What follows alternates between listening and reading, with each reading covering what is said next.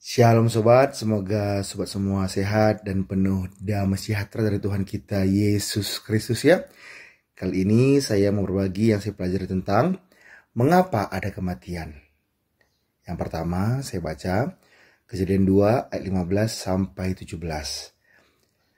Tuhan Allah mengambil manusia itu dan menempatkannya dalam Taman Eden untuk mengusahakan dan memelihara taman itu. Lalu Tuhan Allah memberi perintah ini kepada manusia. Semua pohon dalam taman ini boleh kau makan buahnya dengan bebas. Tetapi pohon pengetahuan tentang yang baik dan yang jahat itu janganlah kau makan buahnya. Sebab pada hari engkau memakannya, pastilah engkau mati. Nah, jadi udah jelas ya. Ini kejadian tentang Hawa yang memakan buah dan memberikan kepada Adam di Taman Eden ya sobat. Jadi kita bahas yang kedua, 1 Yohanes 3 ayat 4. Setiap orang yang berbuat dosa melanggar juga hukum Allah. Sebab dosa ialah pelanggaran hukum Allah. Jadi mengapa ada kematian? Karena manusia telah jatuh ke dalam dosa. Itu apa? Memakan buah yang dilarang oleh Tuhan. Itu awal manusia jatuh dalam dosa sobat ya. Jadi kita baca lagi Roma 6 ayat 23. Sebab upah dosa ialah maut, tetapi karunia Allah ialah hidup yang kekal dalam Kristus Yesus Tuhan kita. Jadi upah dosa itu adalah maut, hukuman ya sobat ya. Makanya tadi dikatakan bahwa dosa ialah pelanggaran hukum Allah. Jadi kalau melanggar hukum Allah maka akan dihukum. Selanjutnya Roma 3 ayat 23 sampai 24.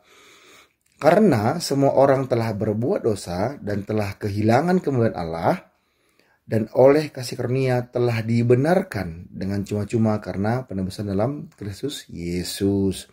Jadi kita yang berdosa ini telah kehilangan kemuliaan Allah, dan oleh kasih karunia telah dibenarkan dengan cuma-cuma karena penebusan dalam Kristus Yesus. Tuhan Yesuslah yang menebus dosa kita. Makanya di Yohanes 3 ayat 16 berkata, karena begitu besar kasih Allah akan dunia ini, sehingga ia telah mengaruniakan Anak yang tunggal, supaya setiap orang yang percaya kepadanya tidak binasa, melainkan beroleh hidup yang kekal. Nah, jadi kalau kita percaya kepada Tuhan Yesus Kristus, maka kita akan memperoleh hidup yang kekal di surga. Dan Tuhan Yesus juga berkata di Yohanes 14 ayat 6, kata Yesus kepadanya, akulah jalan dan kebenaran dan hidup. Tidak ada seorang pun yang datang kepada Bapa kalau tidak melalui aku. Jadi tidak ada seorang pun yang bisa sampai ke surga kalau tidak melalui Tuhan Yesus Kristus. Itu yang saya pelajari sobat ya. Jadi mari kita sama-sama bertobat dan menerima Tuhan Yesus Kristus sebagai Tuhan dan Juru Selamat kita. Oke sobat, terima kasih. Selamat baca Alkitab dan semangat selalu ya. Tuhan memberkati. Shalom.